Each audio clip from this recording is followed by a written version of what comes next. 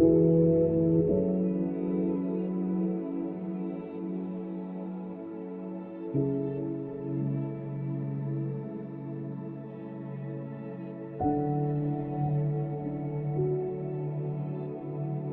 Espírito de Deus pairava por sobre as águas. Disse Deus: haja luz, e houve luz. Então, quando Deus fez a terra, Ele viu que tinha trevas, e a primeira coisa que Ele fez foi resplandecer a luz. Amém? Isso no princípio, né? Nós vemos que no princípio Deus criou todas as coisas. E se nós formos a João, vá comigo ao livro de João, João 1, do 1 ao 5. Nós vemos ali que no princípio alguém estava com Ele. Amém? Quem encontrou isso, amém? Amém, glória a Deus. João 1, 5. João 1, do 1 ao 5. Aleluia, aqui. No princípio era o Verbo, e o Verbo estava com Deus. E o Verbo era Deus. E Ele estava no princípio com Deus. E todas as coisas foram feitas por intermédio dEle. E sem Ele, nada do que foi feito se fez. Amém? Aqui, só para você entender o contexto, aqui João está falando sobre Jesus. Que Jesus estava presente no início. Amém? E se nós formos nesse mesmo livro de João, no capítulo 12, nós vemos a confirmação disso. No capítulo 12 de João, acompanha comigo, capítulo 12, versículo 46. Capítulo 12, versículo 46. Diz assim, isso Jesus falando: eu vim como luz para o mundo, a fim de que todo aquele que crê em mim não pereça nas trevas. Amém? Aleluia! Glória a Deus. Então aqui nós vemos a confirmação de que quando Deus criou o mundo e disse haja luz, Jesus estava ali e Ele resplandecia. Jesus é quem resplandecia. Ele era a luz. Ele disse que Ele veio para ser a luz do mundo, para nos tirar das trevas, para que nós que cremos nele não pereçamos, mas vivemos sob a sua luz. Amém? No mesmo livro de João, no capítulo 8, nós vemos também que quem segue a Jesus, quem é iluminado por este caminho, acaba tornando-se luz também. É isso que Ele espera de nós. É isso que o pastor nos passou na semana passada, que nós temos que ser luz aonde quer que a gente ande. Nós temos que ser luz, nós temos que ser luzeiro, nós temos que mostrar o caminho para aqueles que vivem nas trevas. Nós temos que fazer a diferença, amém? Então comigo ali, João, capítulo 8, versículo 12. Quem já encontrou? Amém. Diz assim, de novo lhes fala Jesus, aqui Jesus falando, dizendo, eu sou a luz do mundo, quem me segue não andará em trevas, pelo contrário, terá a luz da vida. Amém? Aqui Jesus está falando que quem segue a Ele, quem vai no seu caminho, quem segue a sua luz, não vive nas trevas, pelo contrário, tem na sua vida a luz da vida, a luz que resplandece de Jesus. Amém? Agora, a gente faz uma alusão, porque o que acontece? Aqui Jesus está dizendo que quem segue a Ele tem luz. E em Mateus 5, no capítulo 5, versículo 14, diz assim, vós sois luz, não é? Aqui diz, vós sois luz. No capítulo 5, 14 de Mateus, vamos dar uma olhadinha então, já que a gente está lendo isso. Vós sois luz. Mateus capítulo 5, versículo 14. Vós sois luz do mundo. Aqui, essa passagem, logo depois da passagem do Sermão do Monte, ou das bem-aventuranças, né? Ali Jesus fala no 14, diz assim, os discípulos e a luz do mundo. Vós sois luz do mundo. Não se pode esconder a cidade edificada sobre o monte, nem ser acesa uma candeia para escondê-la embaixo do alqueire, mas com velador para que alumie todos os que se encontram na casa. Aqui Jesus está falando para os seus discípulos, está falando para aqueles que o seguem. Assim como nós estamos falando aqui para as pessoas que creem em Jesus, creem em Deus, que essas pessoas, ou seja, todos nós, somos luz, ou melhor, temos que ser luz. Mas aí tem uma coisa, isso é no versículo 14, certo? Antes disso, no versículo 13, ele fala que nós temos que ser sal. Antes de nós sermos luz, nós temos que ser sal, certo? Por que nós temos que ser sal? O que o sal faz com as coisas? Alguém sabe o que o sal faz? Normalmente, para que usa o sal? Para temperar, para cozinhar, para dar gosto, para dar sabor, para mudar aquilo que está sendo feito, certo? Então, o que é necessário para ser luz? Antes de nós sermos luz, nós temos que ser sal. E por que nós temos que ser sal? Porque nós temos que ser transformados também. Nós temos que ser mudados. Nós temos que ser o gosto do sal. A palavra diz que nós temos que ser o sal da terra, né? Então nós temos que fazer a diferença. Nós precisamos ser transformados. Para que nós venhamos a ser sal, para nós sermos sal, nós temos que ser transformados. Nós temos que ser mudados. Para que nós sejamos mudados, transformados, nós temos que ser alinhados. Certo? Nós temos que ser alinhados com quem? Alinhados com Deus. Nós temos que ter a nossa mente alinhada, nós temos que ter o nosso coração alinhado com a vontade de Deus. Eu vou contar uma historinha para vocês. Vamos dar uma olhada, vou ler um texto, a gente vai dar uma passeada um pouco na palavra. 2 Reis, capítulo 4, no versículo 32 em diante. 2 Reis, capítulo 4, versículo 32 em diante.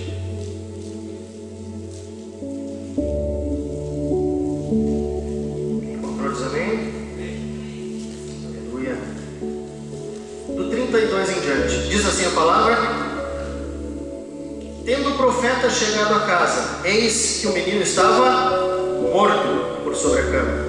Então entrou, fechou a porta sobre eles ambos e orou ao Senhor. Subiu à cama, deitou-se sobre o menino e pondo-lhe a boca sobre a boca dele e os olhos sobre os olhos dele e as mãos sobre as mãos dele, se estendeu sobre ele e a carne do menino se aqueceu.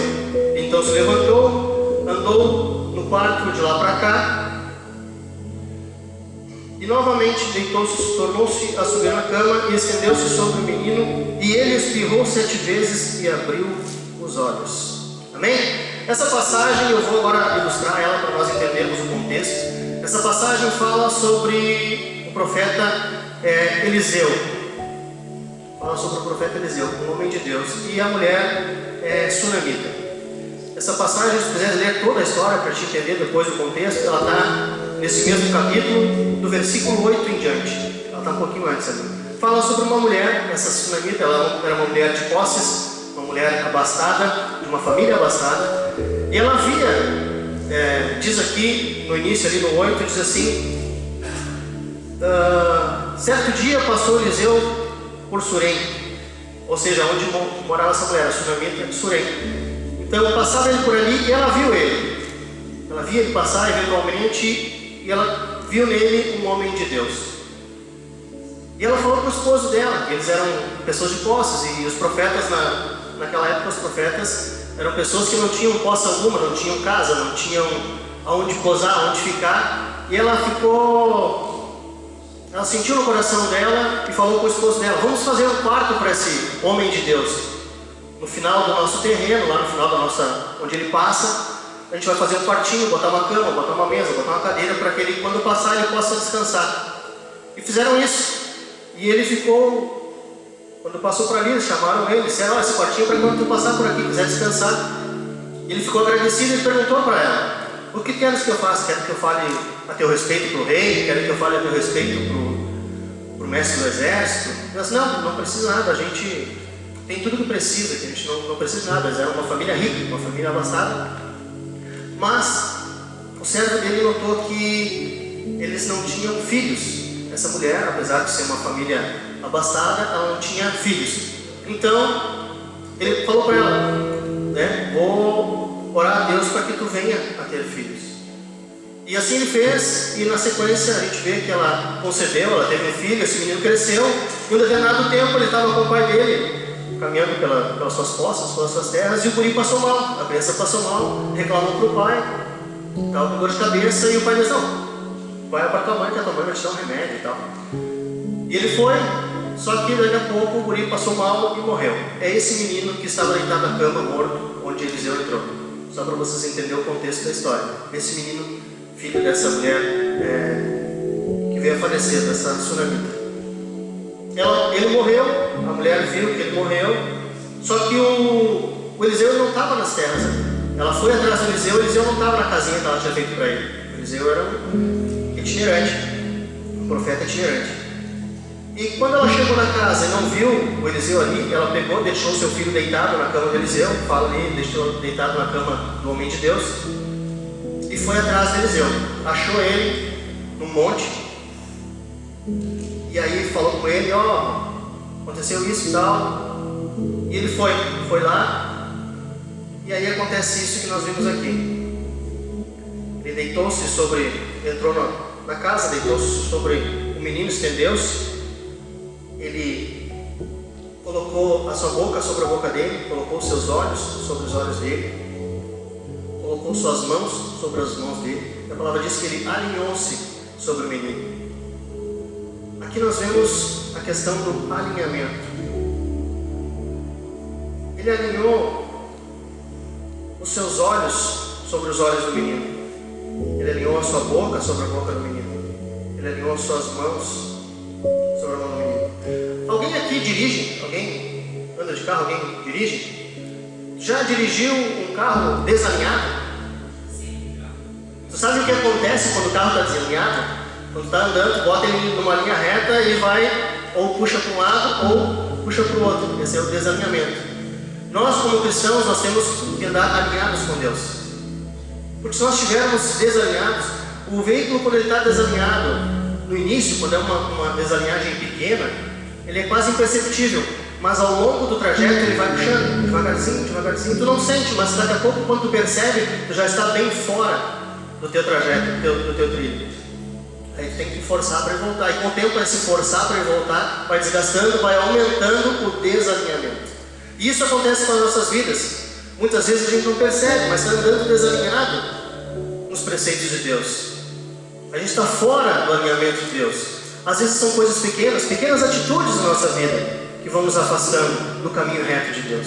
São coisas ínfimas ao nosso olhar, mas ao longo da trajetória isso vai abrindo uma distância muito grande. Eu trouxe um aparato para vocês verem, que ele é um negócio que serve para alinhar. Só para a gente entender o que ele faz.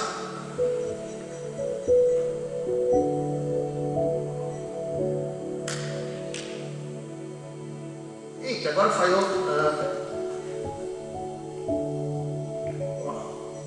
Ele alinha. Esse bichinho ele é para alinhar. Quando a pilha dele funciona. Ó, aí alinhou, viu? Então, quando nós estamos fora do alinhamento, acontece isso, ó. Ele fica apitando, fica piscando.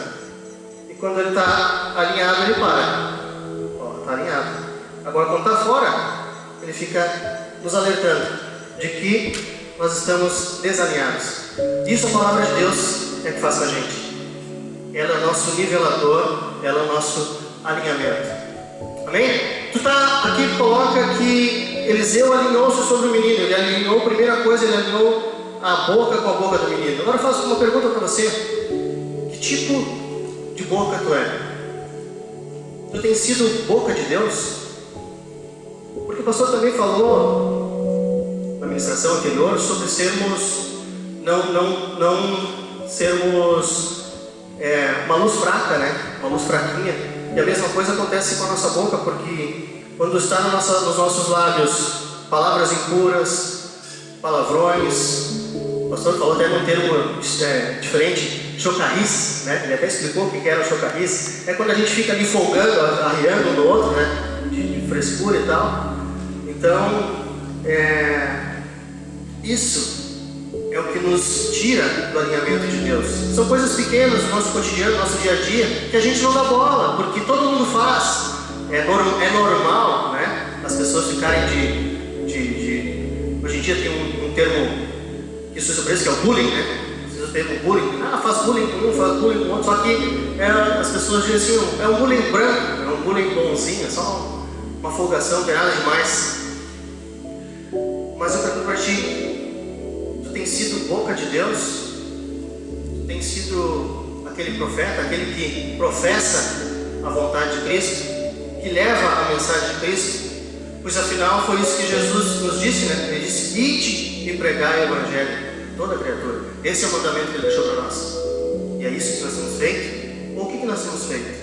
Provérbios 10:11, se puder dar uma olhadinha, diz assim: a boca do justo é manancial de vida, mas na boca dos perversos mora a violência. Entenda, na boca do justo tem manancial de vida, na boca dos perversos mora a violência. Agora em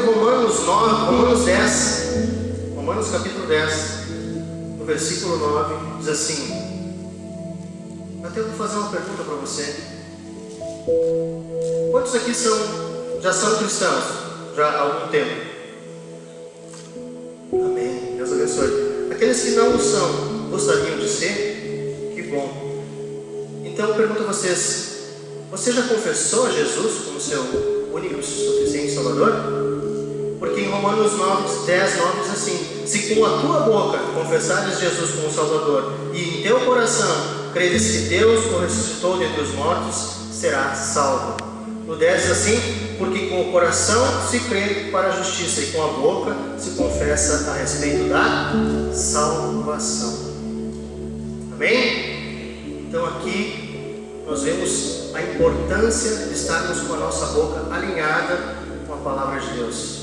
Porque através da nossa boca é que se professa sobre salvação. Salvação. O Evangelho, ele é a salvação. Através do Evangelho é que nós temos a salvação. Bem? E em seguida fala a palavra que ele alinhou também os olhos com esse menino. Da mesma forma, como tu tem olhado? Como tu tem visto as coisas? Que tipo de olhar tu tens sobre as pessoas? Que tipo de olhar tu tens sobre a igreja, sobre o teu irmão, sobre a tua vida? Que tipo de olhar tu tens? Nós temos também que atentar que normalmente nós temos, além dos problemas visuais naturais, né, que alguns possam vir a ter, glaucoma, estrabismo, enfim, outros problemas da nossa visão, nós também temos um problema que é a visão espiritual, que é pouco falado e a gente tem pouco entendimento acerca disso também.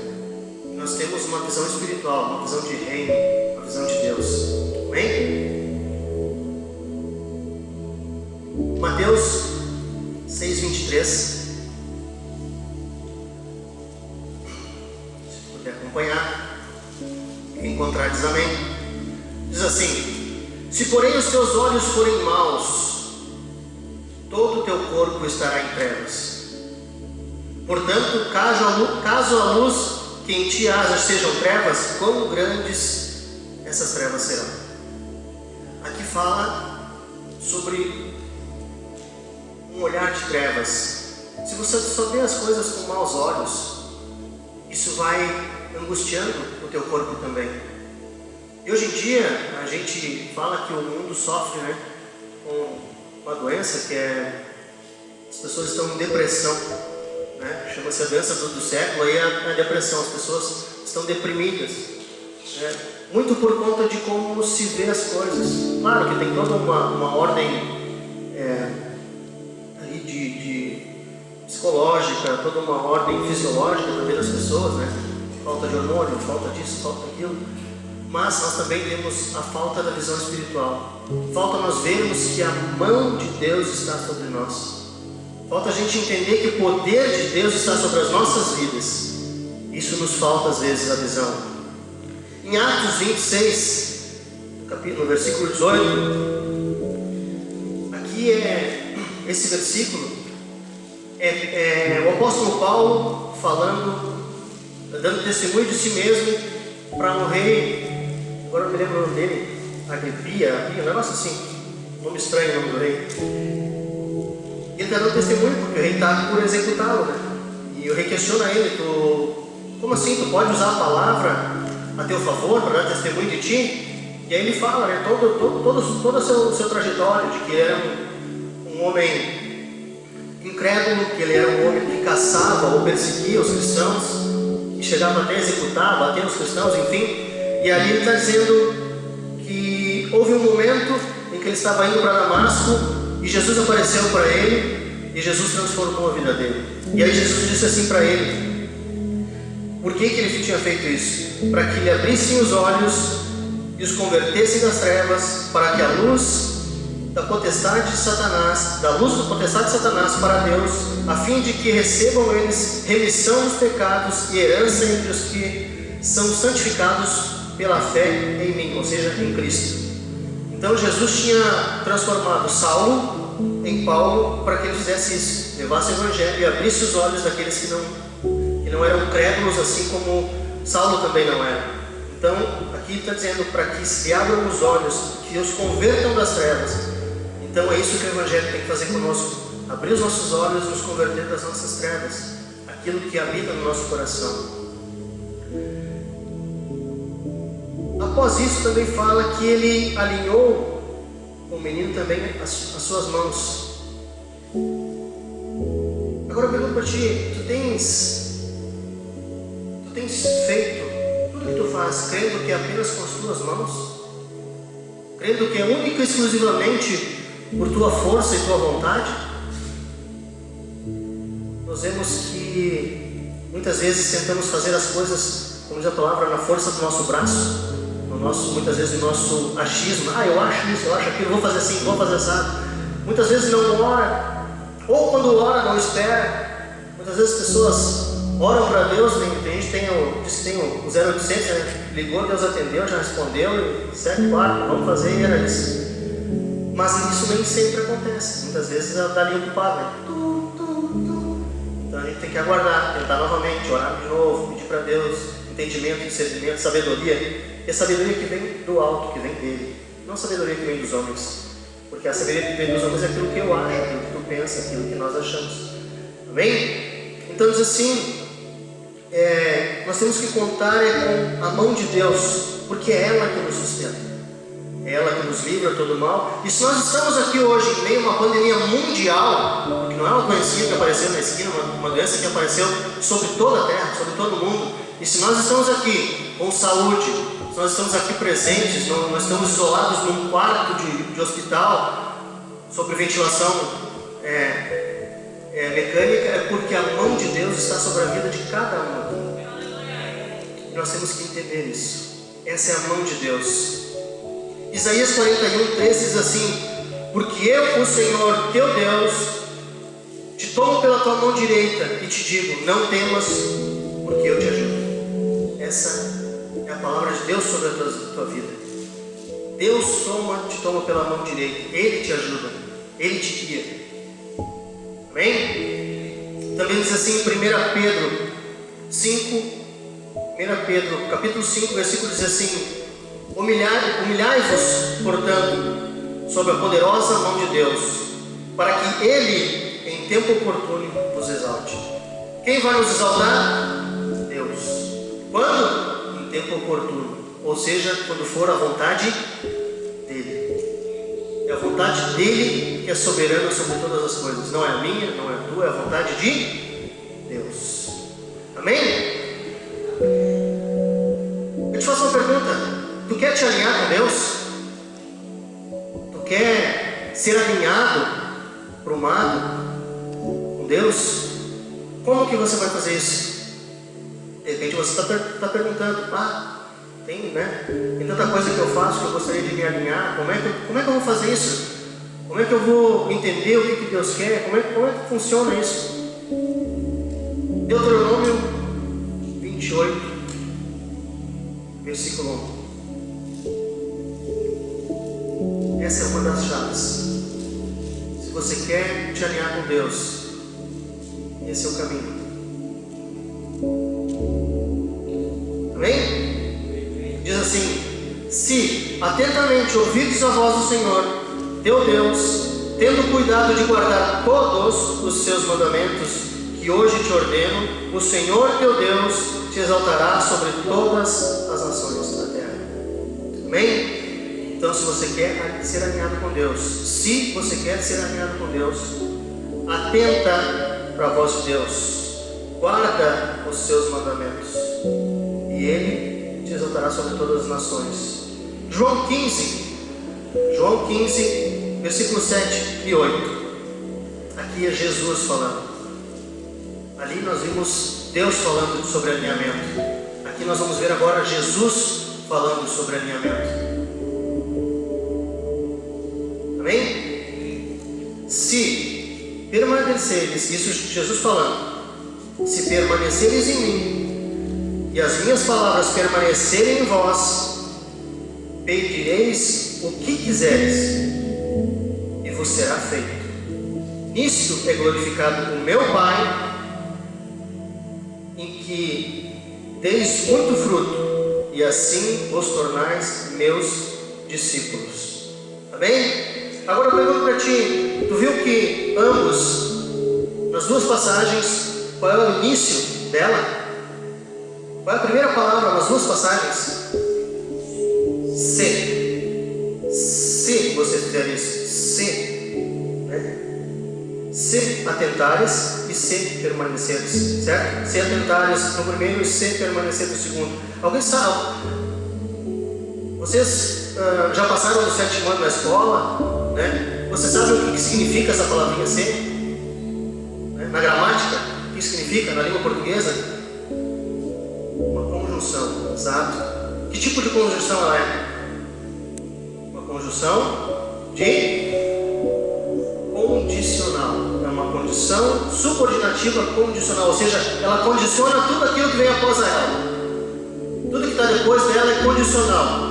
Ou seja, se permanecer é uma condição. Se você fizer isso, vai acontecer. Se você não fizer, não acontece. Amém? Então eu quero nessa noite que você entenda, como o pastor Brito disse, nós temos que ser luz. Mas para isso existe um caminho. Para sermos luz, para querermos orientar o nosso próximo, para nós mostrar o caminho para o nosso próximo, nós temos todo um processo, todo um trajeto. Eu não posso mostrar uma luz que esteja desfocada. Eu não posso mostrar uma luz que esteja fora do foco. Eu tenho que mostrar uma luz alinhada. Eu tenho que mostrar uma luz que seja reta perante a palavra de Deus. E para mim ser reto perante a palavra de Deus, eu tenho todo um caminho para chegar lá. Eu preciso ser salvo. Para mim ser salvo, eu preciso estar alinhado com aquilo que Deus quer. Eu tenho que ser boca de Deus. Eu tenho que ter uma visão espiritual. E eu tenho que crer que a mão de Deus está sobre mim. Amém? Vamos levantar, vamos nos pôr em pé. Vamos adorar o Senhor. Nessa noite, que a palavra de Deus, ela tenha tocado os nossos corações. Que ela possa fazer morada no nosso coração. E como diz a palavra, se nós atentarmos, se nós nos humilharmos perante Deus, assim Ele vai falar conosco. Amém? Glória a Deus. Vamos adorar Jesus. Reflita acerca disso. Como tu estás alinhado perante Deus? Tu tens realmente crido que a mão dele está sobre ti? Tu tens uma visão espiritual com relação às coisas do mundo? Tu tens confessado, ou melhor, tu tens propagado o Evangelho? Para que tu seja luz, primeiro tem que te alinhar. Um muro desalinhado, ele fica fraco. Se ele estiver desalinhado, qualquer vento derruba ele. Mas um muro bem alicerçado e alinhado, dificilmente cairá. Seja um muro alicerçado, meu irmão. Seja edificado em Cristo. Amém? Aleluia.